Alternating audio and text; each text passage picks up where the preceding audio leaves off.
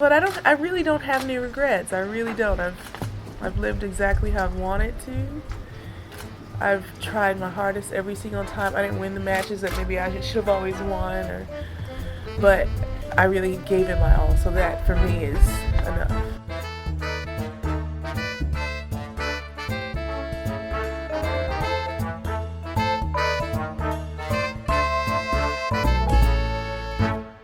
Did you hear that? What? That was thousands of people just waiting to exhale.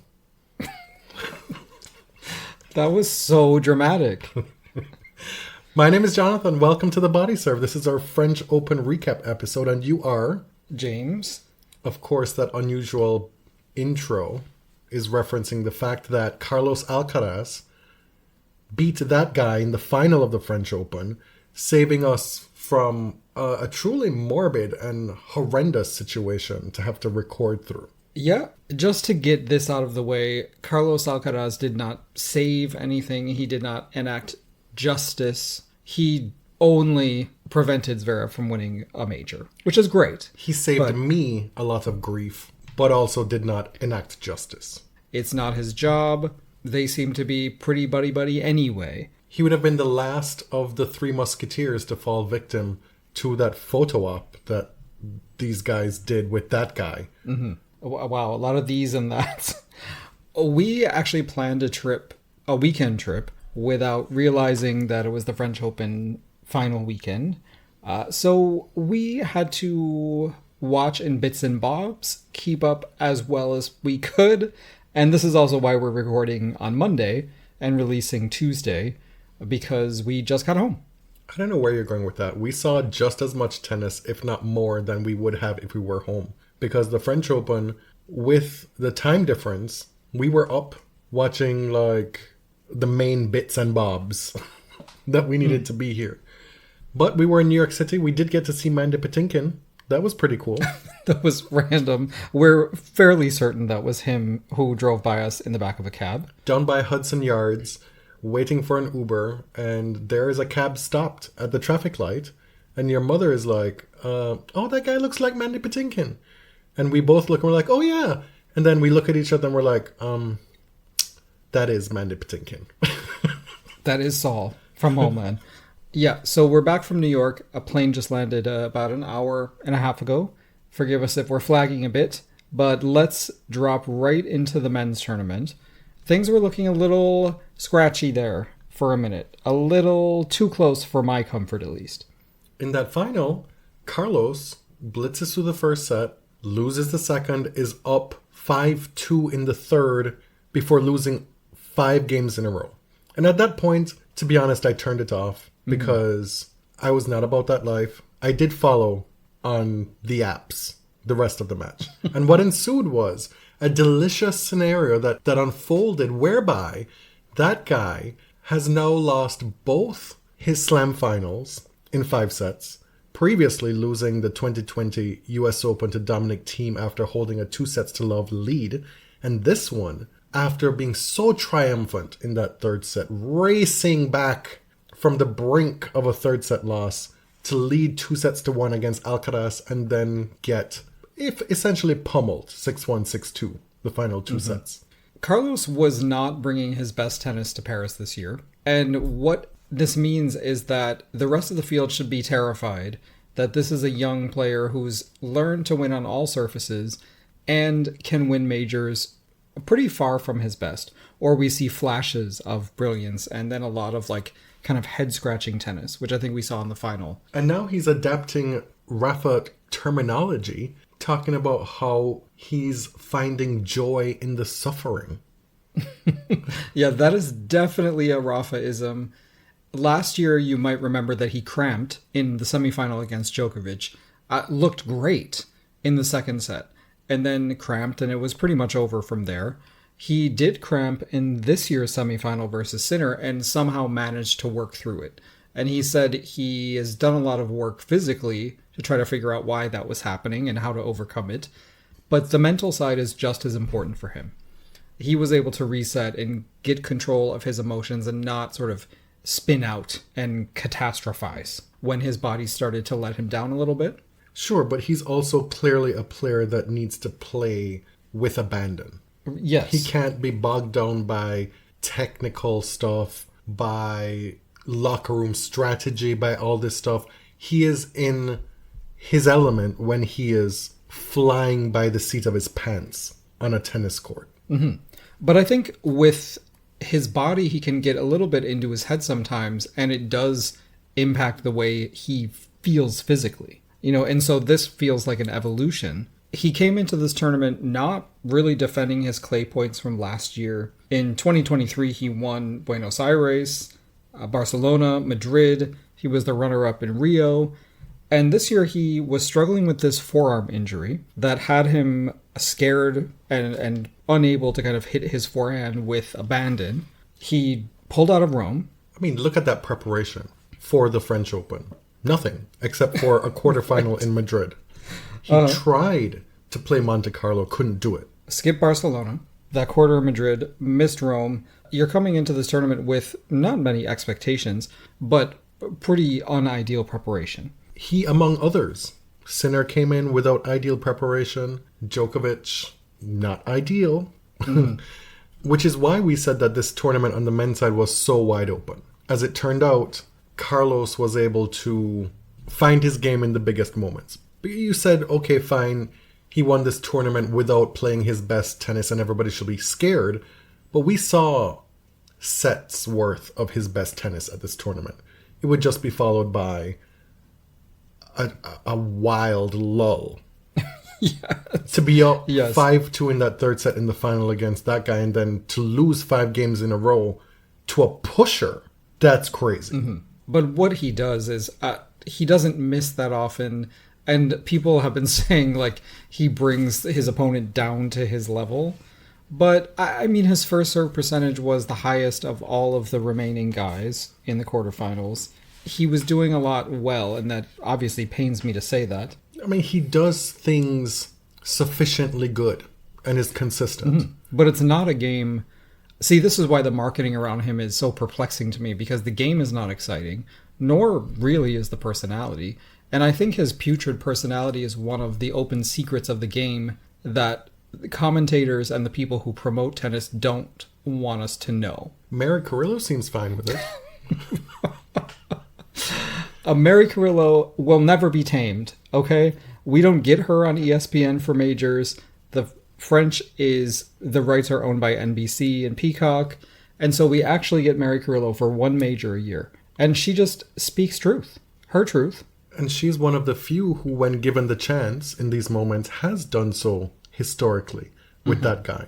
Let's talk about the case, because there was obviously a lot of news. There was a resolution to this case that has been winding its way through the court since 2021. It's been, quote, discontinued without a verdict. We were in the hotel room.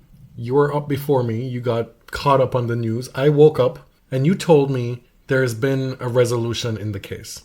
And I was like, who is it good for? Who is it bad for? And your response was, it's not great for anybody involved.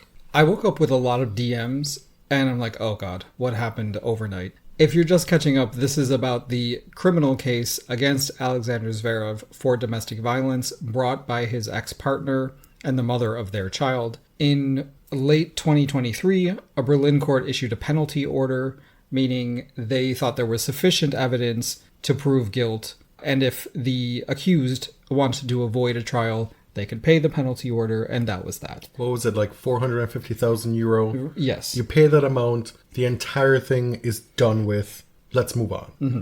That guy said, well, hold up. You all know what this is about. I'm going to contest everything because this is all bullshit. He called it bullshit. He did. And he insinuated, of course, that the person bringing these charges against him had ulterior motives, probably money and fame motives, which is what his lawyer was talking about during the first week of the appeal, or the trial. It was his right to appeal this penalty order, to be heard in front of a judge, and about a week after it started, the prosecution side instigated a settlement and decided to drop the charges, end this ordeal, and through mutual agreement, the case has been discontinued. It's over. Zverev has been forced to pay 150,000 euro in court fees to the government and then 50,000 euro to charity. So this requires no admission of guilt on Zverev's part, and in the eyes of the law, he is presumed innocent. It is not exactly an exoneration, as he would like you to believe, and many of the people reporting it would like you to believe, because the charges were never put to a trial, were never heard before a judge. So what we get now is a settlement. Nobody admits guilt. Nobody is proved innocent. One of the things that was most instructive to me about the perils of bringing these cases forward for women was the discourse surrounding Brenda Pate's initial testimony. If you recall, she started testifying and then we were told she wasn't feeling well and then went home for the rest of the day. We were told it was set to resume at another date. I think that was a Friday, maybe to come back Monday or whatever. And then it was subsequently reported after this news broke that the case was done with. Well, they were asking her questions and she started stuttering. And Right, how many times did you see that? Broke down. How many times did you see that? She was stuttering. She broke down and the inconsistencies. And so that's why she cowered and said, oh, well, I guess I'll take what I can get. Mm-hmm. That is wild. To think that somebody being questioned and having to recall the trauma of an alleged strangulation would not be emotional about it. Mm-hmm. But instead it's used as proof of fraud. And this is after the defense opened with, she's a gold digger. It's obvious what she's doing here. She's just trying to get money out of him. This never happened. It's a lie. The criminal courts are generally not set up to provide justice to survivors of abuse, right? We know this. What was happening kind of in parallel to this is there was another legal issue happening at the same time, which regarded custody of their child. And so both parties said that a lot of the reason they decided to reach a settlement was in the interests of the child and kind of preserving the reputation of both parents. Well, that guy said the reason why the case was thrown out was because he is innocent. And that's what it's about. Well, of course, he is allowed to say that now, right? He is presumed innocent in the eyes of the law. There was so much, there's been so much confusion in non-German press about German law, because it is very confusing. I've been reading Jonathan Crane of DW and a few other German reporters who have really helped me understand what's going on. What I think was missed is that, okay, the charges were dismissed and Zverev had to pay 200,000 euro in various court fees and charitable contributions. That's one thing, right? That's court fees. There was also an out-of-court settlement, a different settlement, and both parties agreed to keep that confidential. So we actually don't know the contents of that settlement, and we don't even know if there was money exchanged at all. Like, it may pertain only to the custody of the child. We don't know if the witness received any additional money through this out-of-court settlement. That's private. What we do know is that Brenda will no longer be allowed to ever repeat an accusation of domestic violence against Zverev as a part of the settlement. Pertaining to prior alleged incidents or future? If there were future, that would be different. But presumably they're not together and hopefully won't be. Throughout this whole ordeal, the tennis commentariat has either ignored it or given the impression that they can't wait until this is over, right? I can't wait till this is in the rearview mirror and we can forget about it. A few people stepped in it this weekend when trying to talk about it. Stars. I didn't hear it with my own ears, but I know that John Wertheim was raked over the coals on social media for what he said on air. And to be fair, John has been someone who has talked about this more than most. Mm-hmm. I think maybe he misspoke in the moment. I'm extending that, but to position this as something that we can just, thank God it's over, let's just move forward. No, we actually need to learn things about this. Tennis commentators have not covered themselves in glory throughout this entire ordeal, right? They displayed just a stunning spinelessness. Because even though this case no longer exists, something else that doesn't exist is a domestic violence policy by the ATP. Right. Despite having had almost a handful of its players over the last 5 years wrapped up in cases actually going through the court processes or alleged on social media, this has been a huge stain on a professional sporting outfit. That they've had years to take measures, and we've still yet to have something concrete come out of it, should something else happen down the road. And it will. Look at the patterns, folks. At any given moment, we have 4 to 5 ATP players who are either in criminal cases or have been accused of intimate partner violence. We have a player who was just, according to him, exonerated, who has had 2 different women accuse him of this thing. If we're looking, they say past performance is the best indicator for future performance. Well, it wouldn't be that shocking if it happened again. Which is to say, the pivot from the news of this case being quote-unquote resolved to let's move on, rather than let's turn attention as journalists, as serious journalists, let's turn attention even more to the ATP and ask them, Mr. Gaudenzi, what is going on?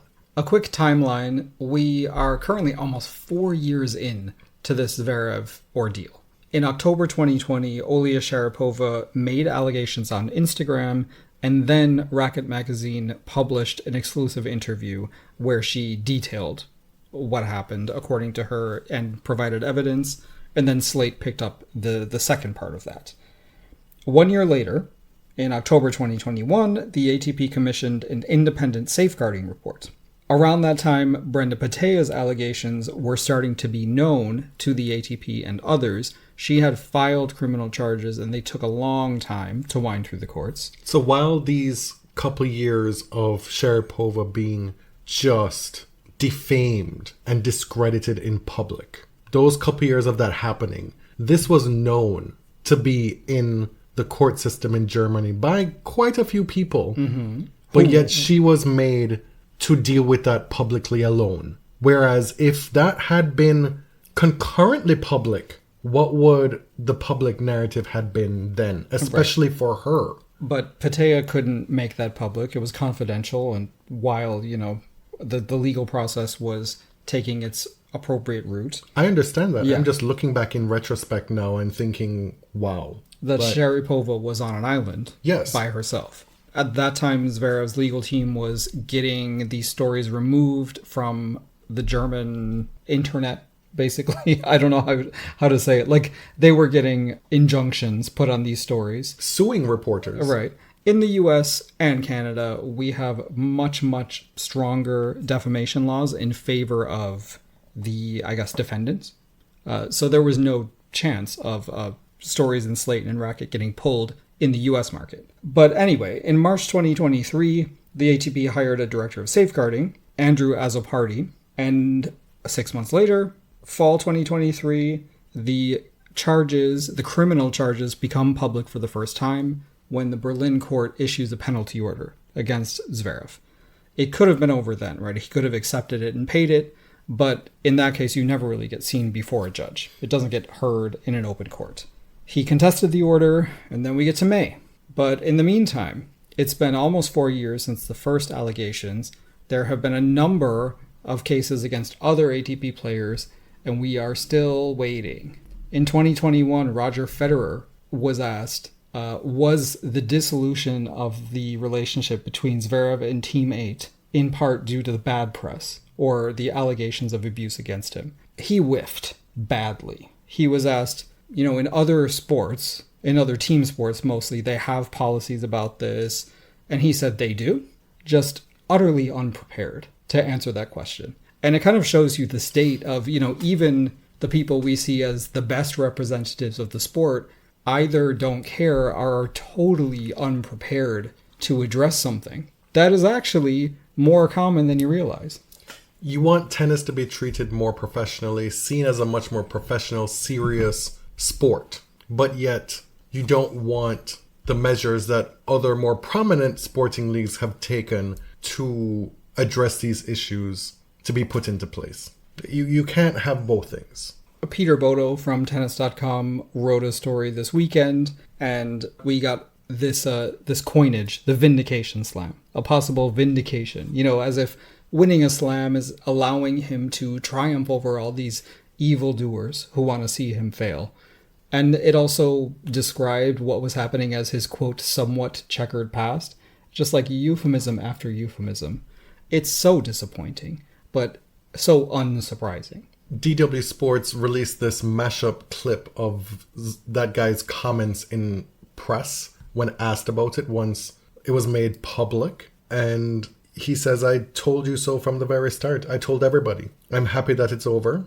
And he's looking smug. Another reporter asks him, "Any reservations on your part that you came to a settlement and that you didn't have a chance for the court in Berlin to say that you were innocent of all the charges?" He starts shaking his head, incredulous, hand off to the side. That's what dropping the case is. That is innocence. They're not going to drop the case if you're guilty at the end of the day. I don't know what translations you have, but that's what it means. Done. We move on. I never, ever want to hear another question about the subject again. That goes out to everybody.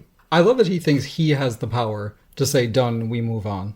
Because there are a lot of angry people on social media who, to their dying day, will not let it go. Reporters are going to continue asking about it, but the people who commentate on TV, the people who promote the sport, they do not care. Yet there are a few exceptions, of course, and Mary Carrillo being one of them. But generally, they do not care. And even the ones who might care behind the scenes are not courageous enough to say it on live TV. And I realize I don't have a job in tennis to lose, but come on. Will you be supported by Sinclair Media? Well, that is another problem. Another layer of problem with tennis and the way it's covered. Yeah. For me personally, I'm still highly invested in holding the ATP to account, and that's where my energies will focus going forward, along with trying to not call that guy by name as much as possible on the show and pay him dust. Because on top of everything that we've been through collectively, he's just not as good as he thinks he is. No, quite simply, the ATP will do fine without him. Which leads us to the semifinals. Well, let's give Carlos a little bit more glow here. Right. The youngest player on the ATP to win 3 slams on 3 different surfaces. Well, this is why I say that the field should be scared, because Carlos probably should not have won this tournament, but he is potentially benefiting from a softish period, as he should, because every great has also done that. He beat Sinner. He did. Sinner, who came in with poor preparation, as you said. Like, it was kind of a last-minute decision whether or not to play the tournament. Who is the new world number 1 outside of Djokovic? Because Rafa hasn't been playing at all, really, the last year and a half. He hasn't been in the mix. Outside of Djokovic, it's Carlos and it's Sinner. Those are the 2 clear players to lead the ATP forward. Over the last 9-10 months, it's been, when Sinner asserted himself as a serious force to reach the top of the game, it's really been all bets are on Sinner and Alcaraz to carry the ATP into this new era.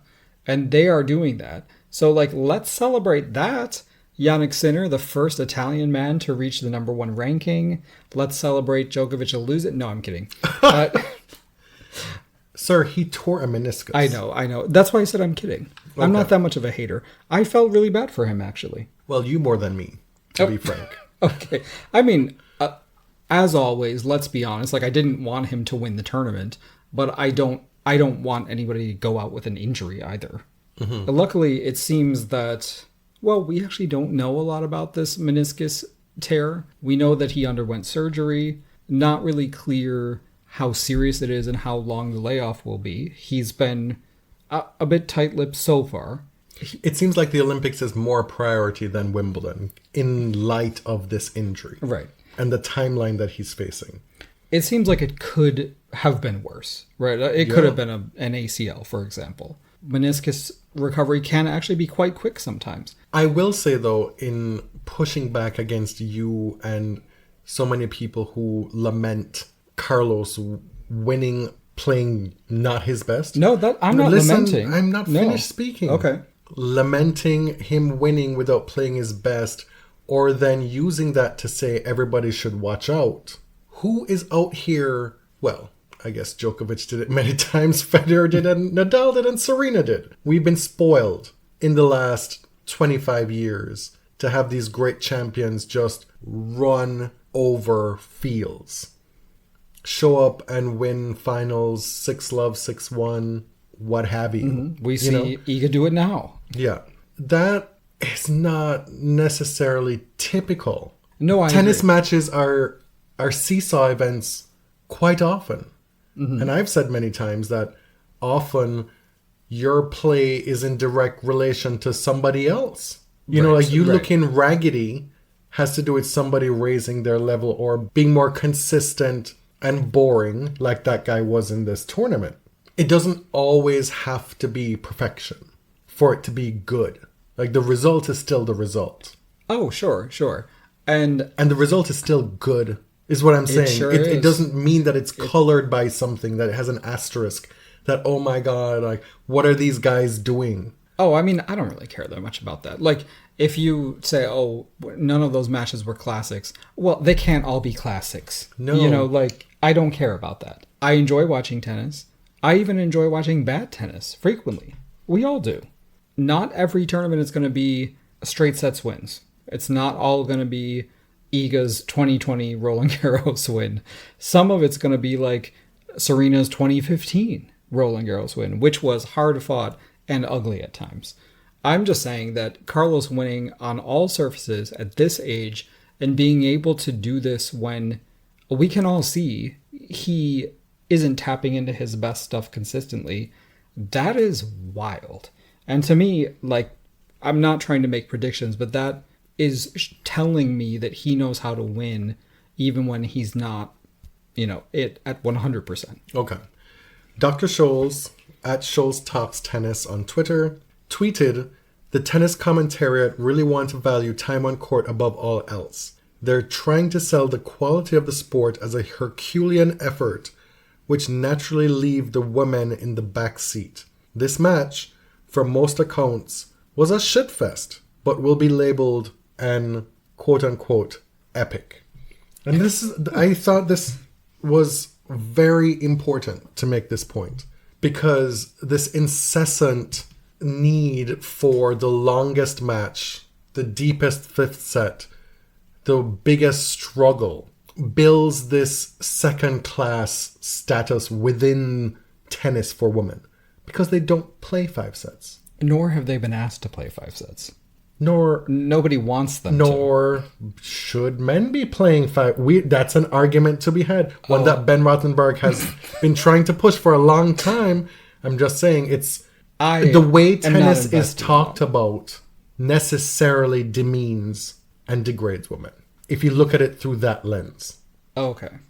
You disagree? No, I'm just really not ready to go into all that right now.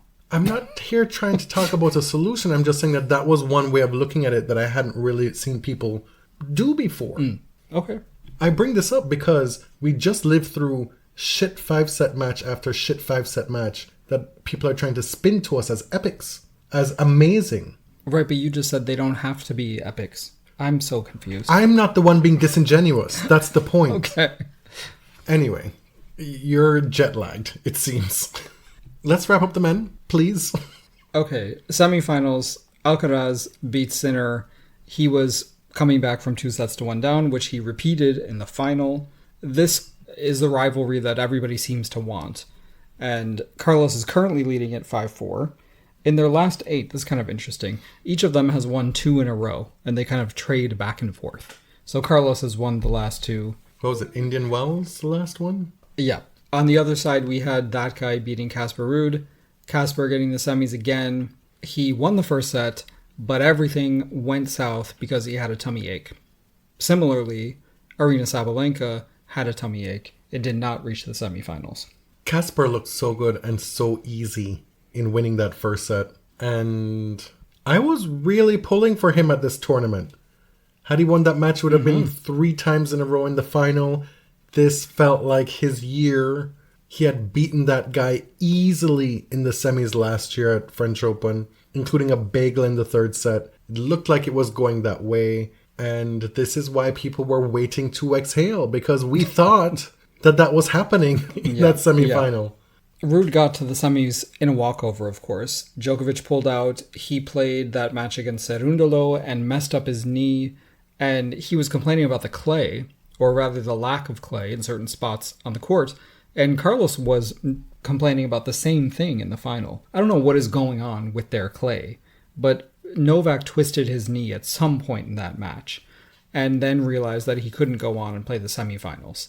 As we said, he had a medial meniscus tear. We don't know the severity of the tear, but he did confirm that he underwent surgery, and we'll see when he's targeting to come back. The fallout from Djokovic having to withdraw from the tournament was that Sinner would then ascend to world number 1. Mm-hmm. And with Carlos winning the tournament, Djokovic now drops down to number 3, with Carlos being world number 2. And with a potential extended injury absence for Djokovic, with finals points to defend at Wimbledon that look unlikely to happen, with championship points to defend from the US Open, this could be the penthouse of the ATP for a while going forward now. These two men, right. Sinner and Alcaraz, this could be the moment where these two take the reins. To finish up with the men, that guy beat Dumonar in the quarterfinals, and this was after he cheated on the coin toss. Wow. Like full on cheated. He basically... He lied. Right. And he's not somebody who I'm willing to extend the benefit of the doubt to, right? To have a mental slip. But he said, I don't know, it called racket side of the coin. And then it flipped and was like, ball. And he's like, no, I said ball. It may have been reversed, but basically he lied about which side of the coin he called. I think it was the reverse. The inverse of what you said. I think you're right. Heads and tails, would be lovely. Much easier to remember. A kid tossed the coin, it rolled away toward that guy's side of the court. After having called which one he wanted, he goes, picks it up. The umpire looks at it and says, it's so-and-so. Moves toward Dumonar to get his choice. And then that guy's like, no, I call racket. I call racket. And you watch the video and it's all there. Mm-hmm. And it was so perplexing to me because I saw people going on and on and on about it. And I had to watch it 3 times to actually get what happened because it's so preposterous. The umpire looked stupefied. Like this probably had never happened to them before in their lives. And so the only explanation is that you just lost your head for a bit. But I'm not going to give that benefit of the doubt. No, you be the judge. The last time we recorded, we spoke so glowingly about Naomi Osaka's performance against Iga Swiatek. She won 17 games in that match. And how many more did Iga lose the rest of the tournament? 17. Throughout 5 matches. I mean, this was just an almighty beatdown on the rest of the field. I had speculated that Naomi played Iga into form for the rest of the tournament and herself into form for the rest of the year. And I hope that both parts of that speculation come to fruition because we saw one half in Paris. Mm-hmm. Iga wins her 4th Roland Garros title, 4 of the past 5, her 5th major. And, I mean, what do you say? When the only person who challenged you for this title was somebody who is not that great on clay, according to her. Prior to this season. Who is returning from maternity leave, and according to her, she said the results are not resulting yet. But, I mean, the rest of the tournament, we left you last right after the double bagel over Potapova, then beating the 2019 runner-up, Vondrousova, Love and 2. Coco Gauff, despite the score, 2-4, maybe this is silly, but I do think that Coco is getting closer. I really do. No, I've said that before. I said it on the last episode. It's just tough to believe it when it's 10 of 11 losses now. Oh, yeah. I mean, the thing about Coco is that she's always going to fight. Even if she's losing badly, like she is really going to fight. Had her first serve percentage been better, it would or could have been a different match. She was only hitting 51%. Improving that would go a long way. But rallying with Iga on clay is really difficult. Like, at the end of the day, Iga is going to out-hit you and draw errors from you, especially on the forehand side. But it is the very first thing you need to concern yourself if you want to hang with Iga on clay courts. You have to take care of your serve, which is what Naomi did. We talked about how folks are like, oh, well, this is how you have to play her. You have to attack the second serve. Well, what difference does it make if you're not protecting your own? And this is something that Coco has been working on a lot lately. Foregoing consistency, potentially with ramping up speed on the first serve. She hit 207 kilometers in doubles. She just hasn't found the consistency yet with that big serve to date. Let's talk about one of the people who dashed the hopes of the semifinals being made up by the 1 through 4 seeds. Jasmine Paolini. Mm-hmm. Jasmine is the world number 7 as we record. Jasmine has had a whirlwind last 10 months or so. You watch somebody who is so diminutive still generate so much power from the ground. And she's done incredibly well for herself. Final at the French Open. Now top 10, world number 7. And also runner-up in the women's doubles to Coco Gauff and Siniakova. Just an incredible showing from her. And people got to see her personality too, right? She ended up, it didn't really have much of a chance in the final, but she was there and she was savoring the moment. And so many people we've seen have really succumbed to the nerves of that moment. Because this is by far, in a way, the biggest stage for her ever. She won the Dubai 1000 earlier this year. And can we talk about why the WTA Dubai winners and finalists have done incredibly well at Roland Garros? Is it just because their form has kept up throughout the year? But Simona Halep has won, Muguruza, Ostapenko, Krejcikova, all champions of Roland Garros. And now Jasmine Paolini, runner-up. Multiple-time champion Svitolina, who had a good tournament again this year on the back of her quarterfinal run last year in her return to tour. Oh, and Sarah Errani is also a former Dubai champion in 2016, and she was a runner-up at Roland Garros. Runner-up again this year in doubles. That lady will not quit. She will not quit. And the serve won't quit either. My word. Did you see the match point in the women's doubles? I saw a serve. I don't think I've ever seen a serve, overhand serve, clear the net and land so short in the box as did hers. Still, she persists. So many other things work, you know? How did we get to this final on the women's side? Starting from the quarters, Coco beat Jabeur. Big win for her. You were lamenting the fact that your two favorite players on the women's tour at this tournament, left in this tournament, were playing each other in the quarterfinals. Swiatek demolished Vondrousova. Sabalenka lost to Mira Andreeva in 3 sets. A credit to Mira because, as you know, I'm very happy and proud to say I'm wrong about something. She had very good odds by the betting people at the beginning of this tournament, and I sort of laughed about it. But she made the semifinals. And I don't even know that in that quarterfinal against Sabalenka, she played exceptionally well or made good choices. But guess what? It doesn't matter. She's also 17 years old, and this is kind of a new thing. She talked about how she struggles to keep up with implementing the coaching strategy during the matches, and whatever Conchita tells her just kind of goes out the other ear when she's actually playing the matches. Okay, now wait. Mats Wilander was asking her about her tennis intelligence, because he had this big, great question about, you know, your tennis IQ is so high, and we can see you thinking out there. And she basically said, I don't have any. Her response was like, I just try to hit where the player isn't. And I was like, okay, sorry, Mats. At that stage, we were on course for the top 4 seeds making the semifinals with Gauff, Swiatek, Sabalenka, and Rybakina. We ended up only getting Gauff and Swiatek in the top half, with Andreeva and Paolini scoring the upsets in the bottom half. Both Sabalenka and Rybakina out in the quarterfinals. Rybakina, why the fuck are you speaking Italian?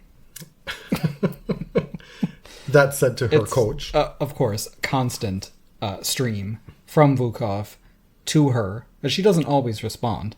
Rybakina, I think, was probably the only player at that stage left in the draw that was going to shake Iga's wig a little bit, but she didn't have the opportunity to do that because she lost in the quarters. Yeah, it's been a while now on the biggest stages for her to shift a wig. And Who, so Elena? Yes, Rybakina. But she's won so many matches this year and like won several titles. It's just been so up and down with her. Right. But Coco has won a slam. Mm-hmm. And yet she's not talked about as being part of the big 3. Right. And so, especially after this tournament, we just need to retire that talk.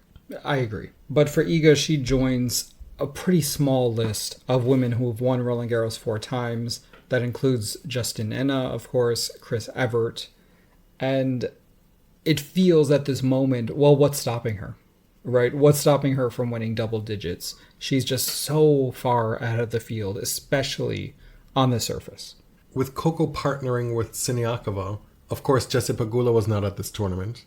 And for Siniakova, earlier in the year, she was playing with Storm Hunter, who, of course, is off tour due to injury after rupturing her Achilles in April. And so this unexpected pairing of 2 very good to great doubles players wins the title. Siniakova contacted Coco 2 days before the tournament started. She needed a partner. Coco needed a partner because Jessie pulled out. And she said, do you want to play together? Coco said, yep, cool. And just because those 2 are really, really good on their own does not mean that they're going to be a good partnership, right? They may not figure out how to play with each other in enough time to get through the women's doubles draw. And Coco is also focused on singles.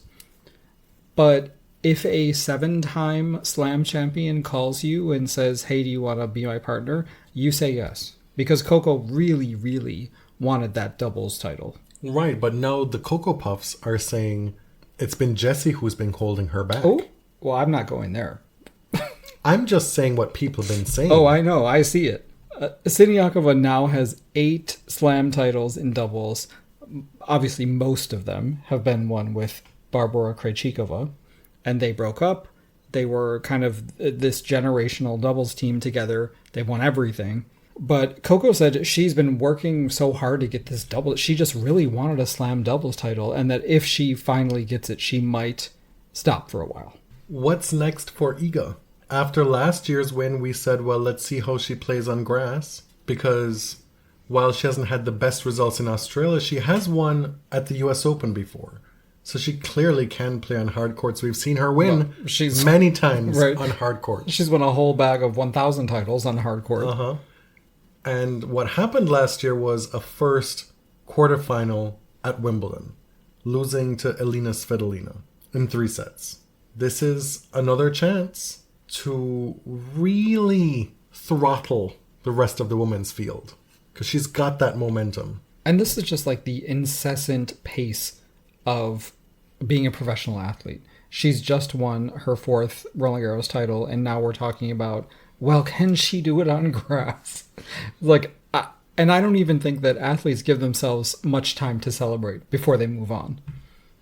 We talk about her winning on clay the way we talk about Rafa winning on clay. People get upset that you're making that comparison. Well, he's won 14, she's only won 4. But it's the way she's winning, right? And it's the way Federer won, especially early in his career. And he just gave a commencement speech at Dartmouth where the whole premise of his speech was, people told me my entire life that I was effortless, that I won playing effortless tennis. And we've talked about this on the show before, and he put words to it from his own mouth that it pissed him off, that it necessarily undermines all the hard work that you put in to make these results happen. Wrap up the doubles, please. Over to the men's.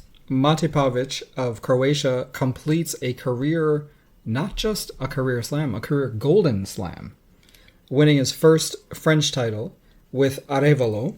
They beat Bolelli and Vavasori from Italy. And even on the mixed side, Pavic is one Roland Garros title away from a career slam in mixed doubles. The both finalists in the men's doubles beat the number 1 and the number 2 seed in the semifinals.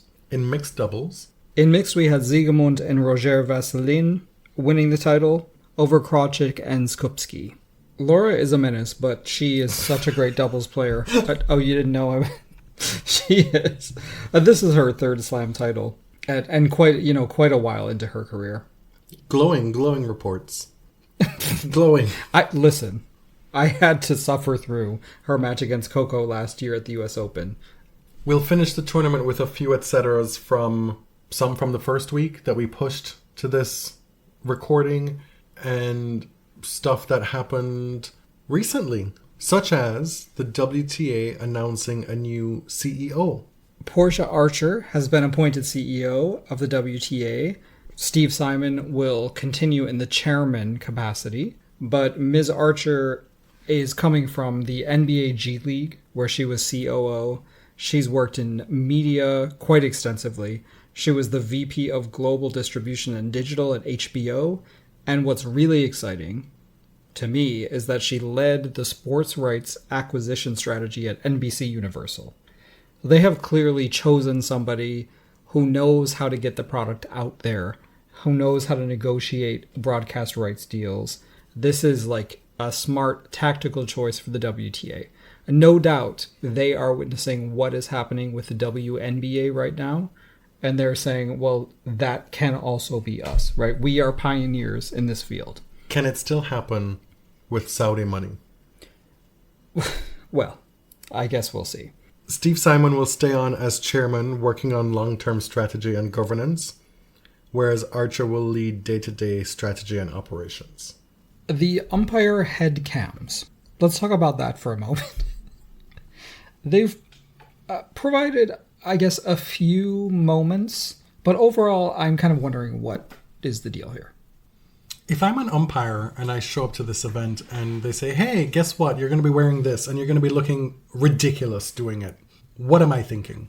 Well, my first question was, are they being paid extra for this? Because they should be. One of the benefits purportedly is that when the umpire gets called down from the chair or has to come down from the chair to go check a ball mark, you can see the ball mark that they're looking at. However, in every instance I've seen, I can't focus on what's happening. No. It's so herky-jerky. It's all over the place. I'm getting nauseous by having this experience. Mm-hmm.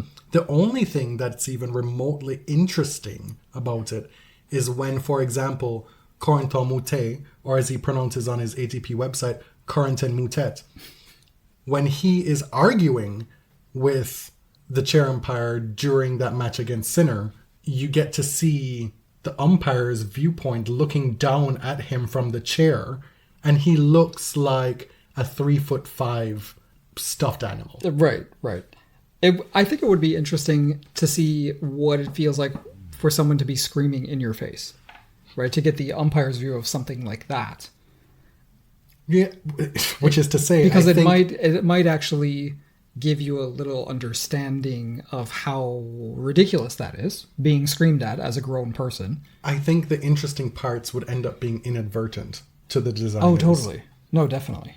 Because this is a ridiculous thing. Let's be real. There is no need for this. This is an innovation that we do not need. Right. But if they believe it's adding value to the product, then the umpires need to be paid extra for this. In week 1 of this tournament, I had a moment of rage because I was sitting watching a Novak match, which in of itself elicits rage in me.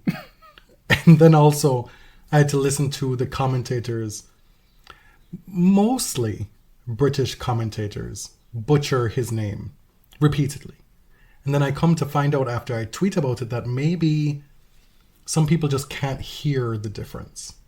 Because I went to Novak's player page to listen to it multiple times, and it's like, yeah, I'm bulletproof here. Right. There's no way I can get pushback on this. And then Gil Gross shows up in our comments agreeing because he's been through it, let me tell you.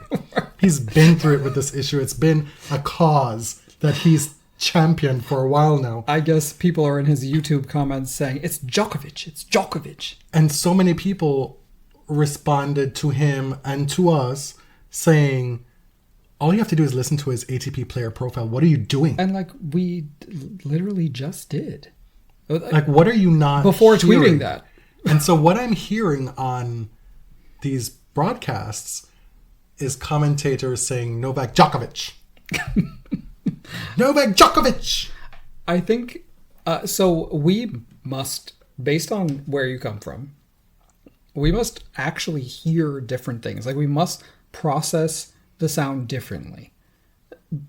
Because British people seem to think that they are correct based on the pronunciation they hear on the ATP website. Based on their imperial powers. To my ear, that's not it. And according to a lot of the Serbian commentators on Gil Gross's video about this, he is right. That it's kind of like an open O sound. It's not like O, but it's like Djokovic. Mm-hmm. But not as in J-O-C-K. Djokovic. Not you're wearing a jock strap. Exactly. It's not the same thing. And I know, like, as an American from the Great Lakes region, my vowels are crazy. Y'all pronounce things. We've been through Right. this so many times. It's crazy. I get that. But I was making a joke. So you tweeted the initial one, which was hyperbolic. Like, to be clear, I mean, when you say abhorrent, we're being dramatic. It's not that serious. It was serious to me. I was really annoyed by it. It felt abhorrent to me. Not abhorrent. It did. Okay. But I followed up with, like, the British imperial confidence is so staggering to me. And it's different. So Americans are confidently wrong in a lot of things, but the quality is different. It's not as posh. Do you know what I mean? Like, the British arrogance is different than American arrogance to me. Neither one is Neither better. is better than No, the other. neither is better. But it reminded me of that clip from the British morning show when the hosts say so confidently, "Oh, this is like a British carbonara." And what the fuck is a British carbonara? Is that the one where... He said, well, if my grandmother had wheels, she would be a bike. Right? Anyway, we went through this whole thing a few years ago about the pronunciation of Swiatek, and that's an actual difficult one to... It is. Now, that's a hard one, right? Yeah. That's actually a hard name. But the idea that there is an accepted English pronunciation to a name is a strange thing.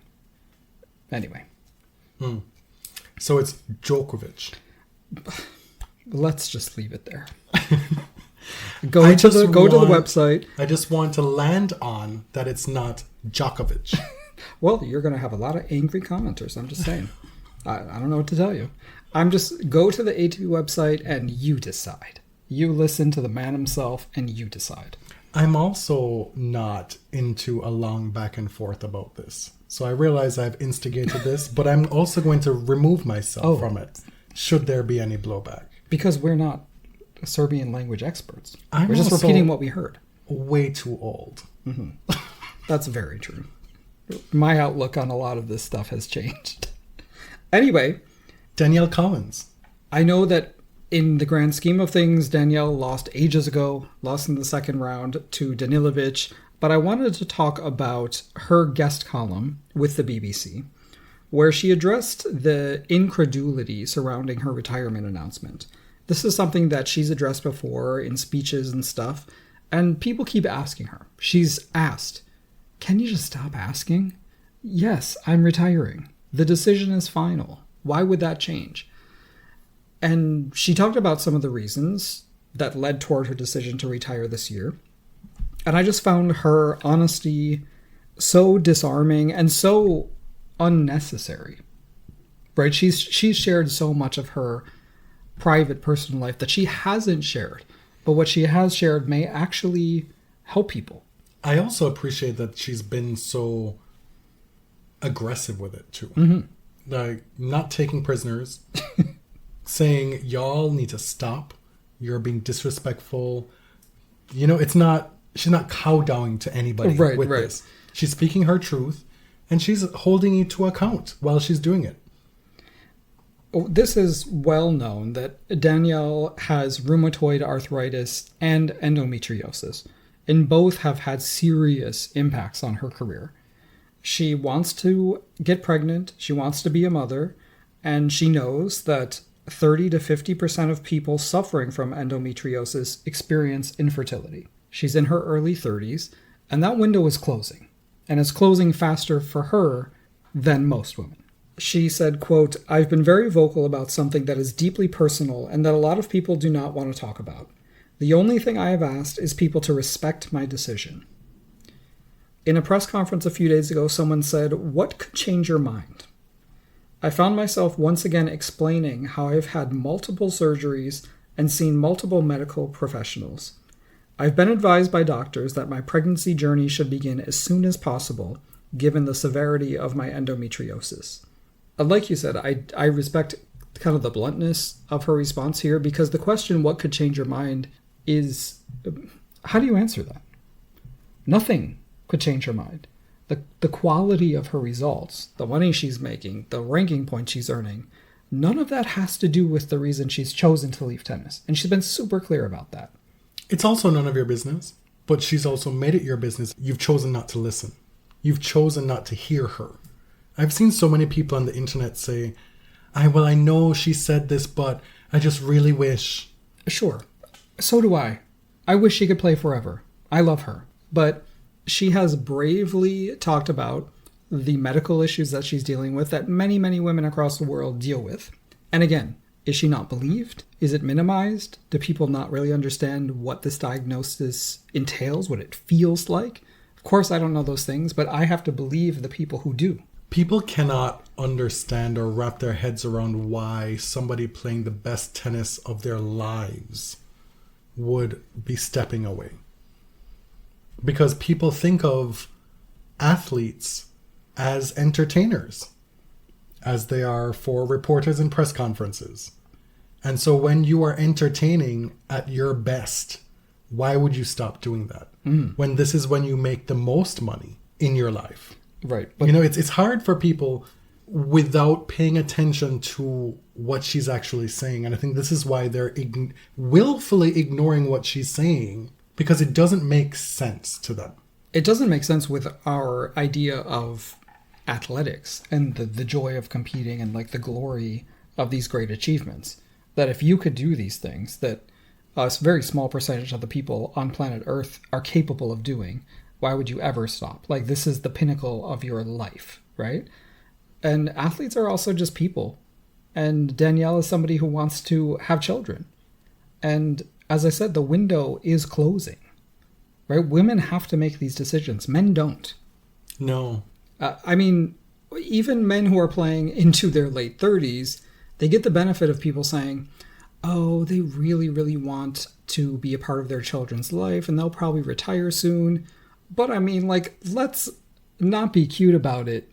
At every turn, these men do choose to extend their careers if they can. Because they have caretakers all around them. Right.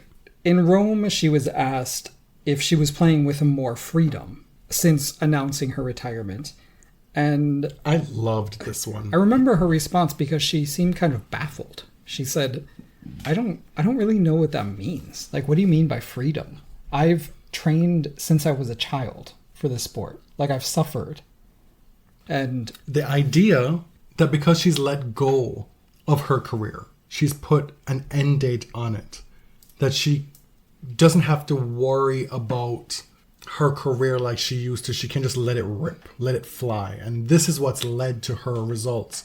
And she took issue with that because she said, I've made all these technical changes and improvements that you all have not asked me about, that are the actual reasons why I'm playing better. Because guess what? I have put in the work. And this is why I'm seeing the improvements. Mm-hmm. She went on to say, I was a college player.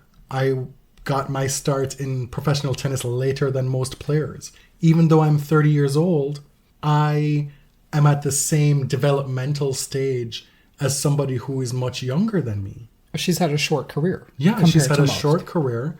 And, there are these unicorns who show up on tour as teenagers and have immediate success and they do well, but those are not the regular occurrences anymore. You know, like this is not unusual. And so why aren't you asking me about my technical improvements? Right. Why does it have to be this magical thing? Like, I'm a better tennis player, literally a better tennis player than I've ever been.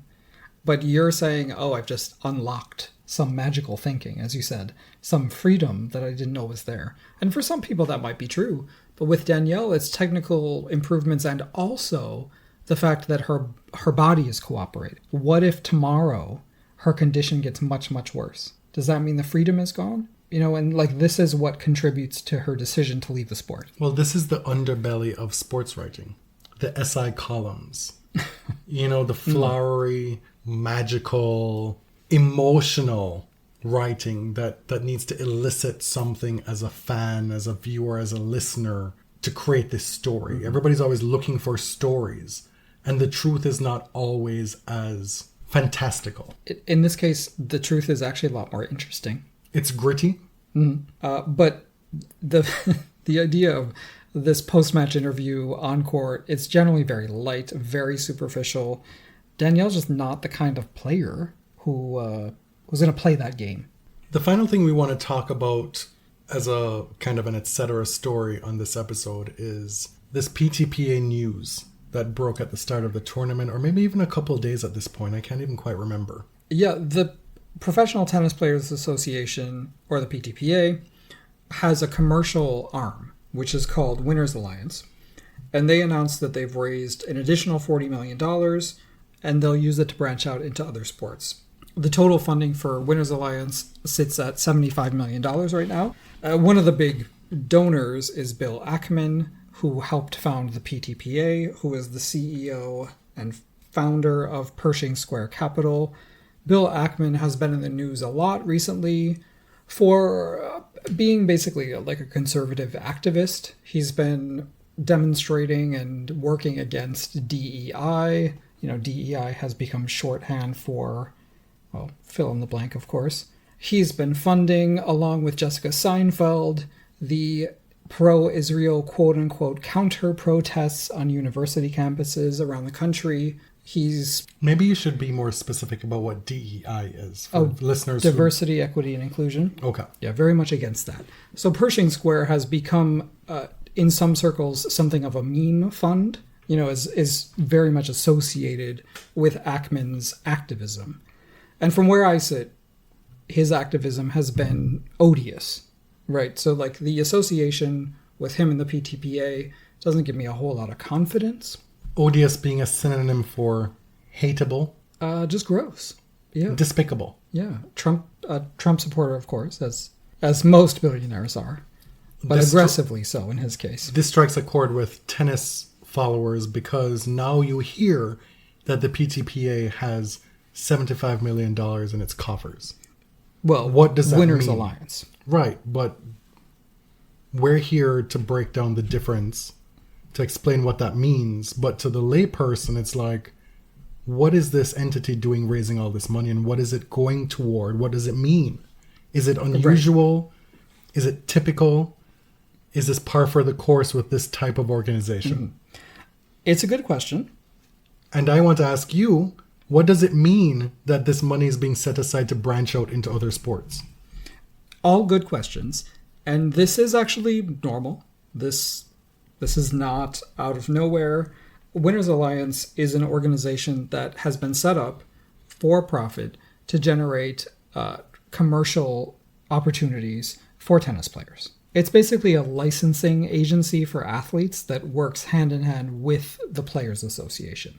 But what I want to know, what does that mean for tennis players specifically with respect to branching out into other sports?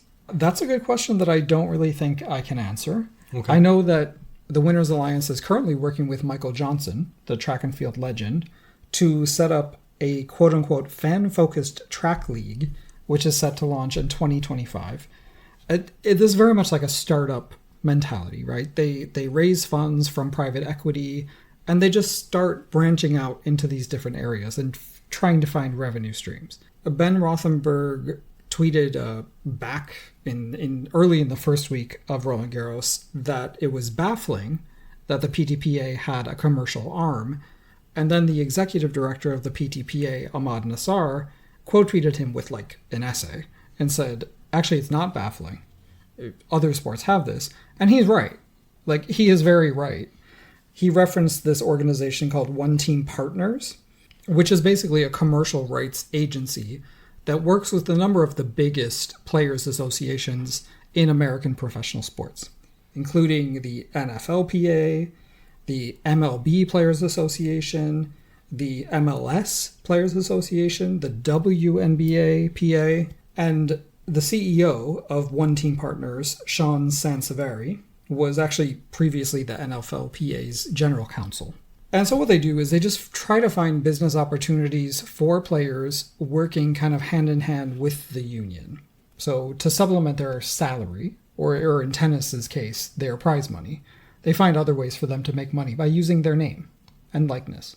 I guess an ongoing question I have is, how does this continued raising of capital benefit tennis players if it sounds like you're saying this arm of the PTPA is branching out to help athletes make money from other sports? Is there cross-promotion? I think that remains to be seen. I think it's just that this organization, like One Team, works across a number of different sports, that they're raising money. They're plan to work with cricket and track and field because One Team is already into soccer, football, basketball in the US, all the major organizations. I think it's just more revenue streams. So to the extent that it will benefit tennis players, like, we haven't seen it yet. We don't know. They claim that they have generated $10 million in revenue that has gone to tennis players. I don't know what that actually looks like. But Nassar is correct that other unions do use like a commercial company that's separate from the non-profit union. The PTPA is not a union. The only thing I'll say is, like Janet in The Good Place, not a girl, I always say not a union. The PTPA is not a union. It's a players' association. It does not have bargaining power. But yeah, it's not out of the ordinary with sporting organizations. We also got news that we have new captains for Laver Cup 2025. We are Finally. No longer under the yoke? under the leadership of John McEnroe and Bjorn Borg. We've moved on. We're in a new era. We're in the era of Andre Agassi and Yannick Noah. I was pleasantly surprised by the Team World. Team Europe? What is it? Oh, it's Team World. The USA is in World. It's Team World and Team Europe, okay. Right? I was pleasantly surprised by the Team Europe selection, Yannick Noah. I thought that was an interesting choice and will maybe bring a little energy. Andre Agassi, if you've watched his movements over the past 6 months, this is a 0% surprise. This was obviously coming. We've talked about it. What is the reason why Agassi's all of a sudden so visible? He continues to be more visible. We said, watch this space. Let's see what his next movements are. Here he is again. Why have the Agassi graphs come out of complete retirement? There's going to be a movie. Is it only empty nest syndrome? I think it's more than that. Anyway. But there's a movie too. Yes, a German movie. Yeah, where they're going to be doing the Andre Steffi romance. Tennis romance. I mean, I will watch it. I mean... Especially since it's not like an American production. Do you remember when better. One of our listener mailbag questions was, what tennis story would you turn into a movie? And I said we should do the 1999 tennis season, and part of that, with the caveat being it's being told from the perspective of people who work in tennis. So it's like an office behind the scenes kind of thing. And then all of a sudden you see the camera cut to Steffi stealing a kiss from Andre in the corner. God. I'm seeing an homage to West Side Story. The two of them meeting at the dance and everything else falls away. And the greatest tennis romance of all time happens in one moment. The perplexing tennis match lingers 25 years on. I wonder if they need ideas. I have some. We remain uninvested in Laver Cup. There's not really anything they could do. Notable stuff for those of you who are invested in Laver Cup going forward. I wish I had paid attention to where Labour Cup was going to be this year and had the wherewithal to plan ahead and hope that we hadn't been hamstrung by needing to go to Berlin last year. Mm-hmm. Oh, it's in Omaha, Nebraska. It's in Berlin this year. And to have the opportunity to be on site for maybe Rafa's farewell at Labour Cup in Berlin, I would have wanted to see that. I know you are like... I don't. It's a fake farewell, anyway. Do you remember what that was like? I sure do. The Fidel one. Yes. That was cute. I don't need to do it again. Right, but I love Berlin as well. It would have been a cute trip. Wait, when is it? This year? This year, this fall. It would have been a cute trip. Well, I don't care what you want to say. It would have been a cute trip. It doesn't need to be a would have been. Who knows? Who knows? Who knows? It's like, I think it's like 2 days before we're supposed to go to Italy. It's not happening. I thought it was like in November or some shit. Oh, no. No. I'm thinking of Davis. Yes. The Davis Cup. Yeah. Which henceforth has not been renamed. Yeah. Anyway, that's that. That's the Labour Cup news. Thanks for bearing with us. Thanks for waiting until Tuesday for the Roland Garros wrap. But we are here with you regardless where we are in the world. My name is Jonathan. You can find me on Twitter at tennis_John. I'm James at ElliotJMR. 2 L's, 2 T's. This is The Body Serve. You can find everything Body Serve related at linktree.com/thebodyserve. Thanks for listening. Till next time. Thank you very much.